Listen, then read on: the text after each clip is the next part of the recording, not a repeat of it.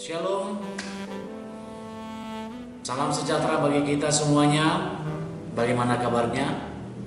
Pasti kabar luar biasa, karena Tuhan memberkati kita, memelihara hidup kita, dan memberikan segala kebutuhan kita.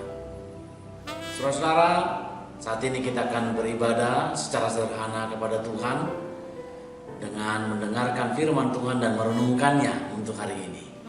Karena itu mari kita persiapkan hati kita untuk masuk dalam ibadah ini dengan kita berdoa. Tuhan Allah Bapa di sorga, Bapa yang kami sembah dalam Kristus Yesus, terima kasih Tuhan untuk segala berkat-Mu dan penyertaan-Mu dalam hidup kami. Kami percaya kami bisa hadir hari ini, kami berada di hari ini karena Tuhan yang menyayangi kami dan yang menginginkan kami berada pada saat ini juga. Dan Tuhan menginginkan kami untuk menghasilkan buah-buah iman pada hari ini dan untuk hari yang akan datang. Berkati kami Tuhan, karena kami akan mendengarkan firman-Mu, dan itu adalah kekuatan dan bekal kami untuk melakukan apa yang Kau kehendaki dan menghasilkan buah iman. Terima kasih Tuhan. Dalam Kristus Yesus kami berdoa. Amin. Saudara-saudara yang terkasih dalam Kristus Yesus, firman Tuhan hari ini yang akan kita renungkan dan kita dengarkan ada tertulis dalam kitab Kisah Para Rasul pasal 17 ayat 24. Demikian firman Tuhan. Allah yang telah menjadikan bumi dan segala isinya, Ia yang adalah Tuhan atas langit dan bumi, tidak diam dalam kuil-kuil buatan tangan manusia. Demikian firman Tuhan. Saudara-saudara, ada sebuah kisah perjalanan yang sangat unik saya jalani ketika membawa para pelayan-pelayan, calon pelayan maksud kami, untuk melaksanakan cross country. Saudara-saudara, perjalanan di cross country itu sangat menempuh waktu yang cukup lama, bisa sampai 10 jam perjalanan menuju suatu gereja. Tentu ketika kami berangkat dari Seminaris Pengolong, kami menuju suatu tempat ya, dan ke arah Permonangan. Di suatu jam perjalanan kami sedang istirahat untuk makan siang. Dan ketika istirahat makan siang, saya sedang melihat-lihat sekitarnya. Saya menemukan 2 orang anak kecil yang sedang bercerita. Mereka bercerita dengan seriusnya. Dan saya perhatikan dan saya simak pembicaraan mereka. Saya mendengar cerita mereka sangat indah sekali sebenarnya. Indah dalam arti seorang anak bercerita. Saudara-saudara, cerita itu demikian, isi cerita mereka. Si A berkatakan kepada si B seperti ini, kira-kira dalam bahasa Indonesianya seperti ini. Tadi kan abang-abang itu lewat dari pohon yang besar itu. Nah, mereka lewat dari pohon yang besar itu nggak permisi, nggak izin, nggak ada ucapan kata satu kata pun. Mereka hanya lewat seperti itu dan tidak memberikan makanan mereka ke pohon itu, katanya seperti itu.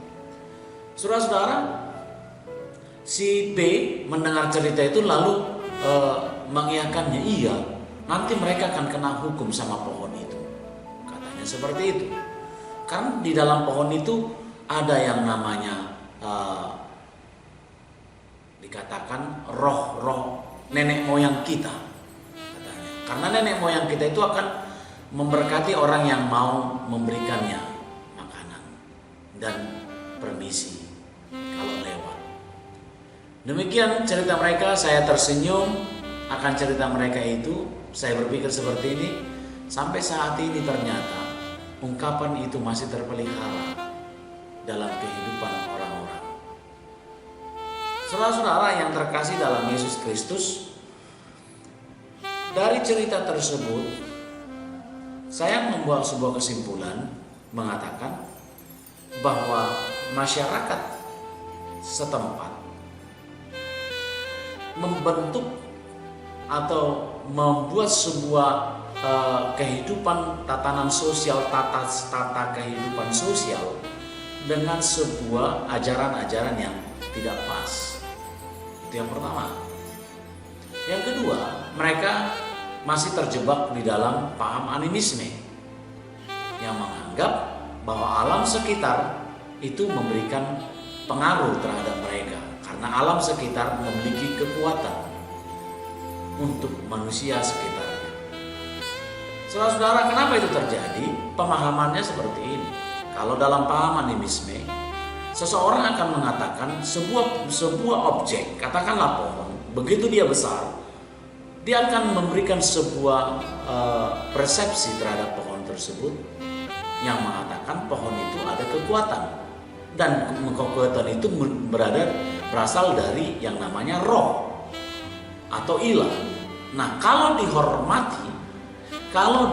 dihormati pohon tersebut, maka akan mendatangkan mendatangkan sukacita. Tapi kalau tidak dihormati akan mendatangkan bala. Itulah pemahamannya. Sehingga kalau kita katakan manusia yang membentuk ilah pada sebuah objek. Manusia yang membentuk ilah pada sebuah objek.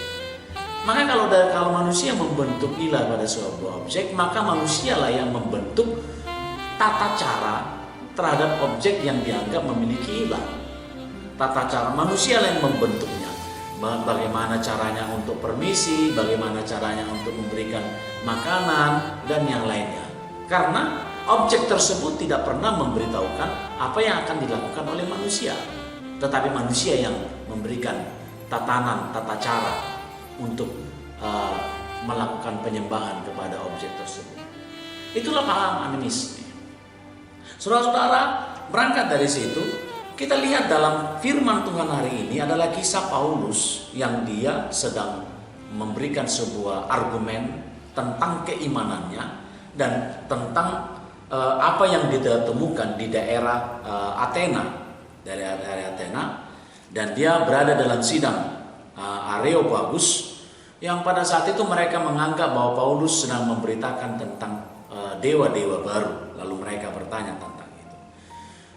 Paulus menemukan orang-orang di daerah Athena banyak yang namanya kuil-kuil, dan mereka menyembah kuil-kuil tersebut, dan mereka melakukan sesuatu sesajen kepada kuil-kuil tersebut. Dan ternyata Paulus menemukan sebuah mesbah di kuil tersebut dengan sebuah tulisan. Kalau kita lihat pada ayat 23, kepada Allah yang tidak dikenal, dikatakan seperti itu. Kepada Allah yang tidak dikenal, Paulus mengatakan, apa yang kamu sembah tanpa mengenalnya, katanya.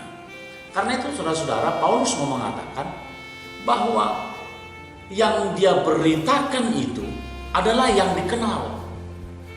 Yang dia beritakan itu adalah dia kenal, manusia mengenalnya. Karena kenapa? Bahwa setiap orang di dunia ini pasti mengenal siapa yang menciptakan langit dan bumi dan segala isinya. Dan Paulus mengatakan manusia akan mengenal Allah dari ciptaannya sendiri. Jadi kalau dikatakan alam sekitar ini adalah Tuhan yang menciptakan, maka kita mengenal Tuhan. Tapi kalau dalam nats ini Paulus mau mengatakan kepada mereka menyembah dewa-dewa dan membuat mesbah dan kuil-kuil, tapi mereka tidak pernah kenal itu siapa. Bahkan tata cara penyembahan juga muncul dari mereka sendiri. Tata cara untuk bagaimana memuja dewa itu bukan muncul dari objek tersebut, tetapi dari manusia itu sendiri. Mereka mengatakan tata cara untuk seperti ini adalah memberi seperti ini. Kita buat seperti ini agar kita dihormati, agar kita diberkati. Padahal tidak pernah ada seperti itu. Makanya saudara-saudara, dalam hal itu Paulus mau mengatakan bahwa manusialah yang mengatur ilah.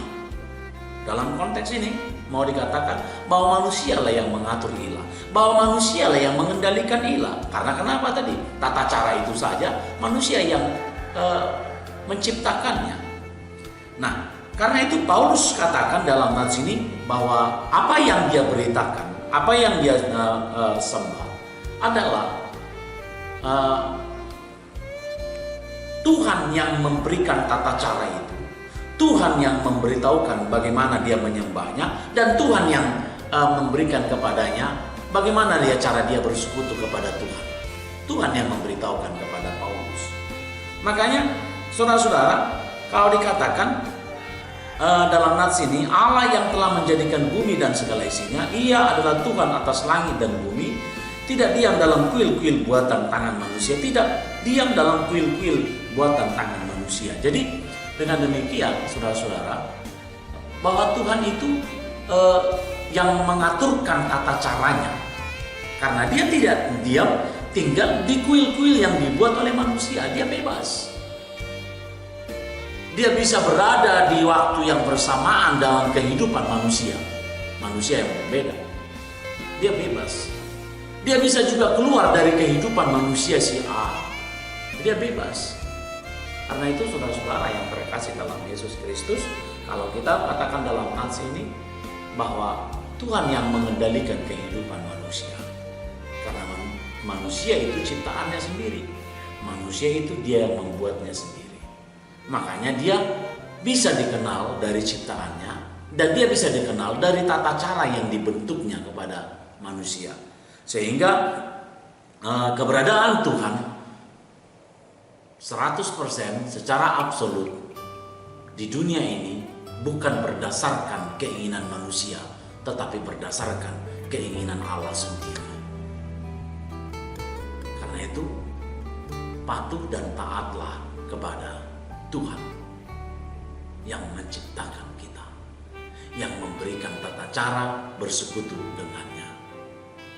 Amin. Dimuliakanlah Engkau Tuhan Bapa di surga, karena Engkau telah menciptakan langit dan bumi ini, dan melalui ciptaanmu kami mengenal Engkau. Dan sangat indah sekali Tuhan, Engkau melakukan segala sesuatu di dunia ini bukan berdasarkan keinginan manusia, tetapi secara mutlak berdasarkan kehendak-Mu Tuhan. Terima kasih Tuhan, kami patuh dan taat terhadap-Mu Tuhan. Kami tetap mengikut Engkau sampai selama-lamanya. Terima kasih Tuhan. Di dalam Kristus Yesus kami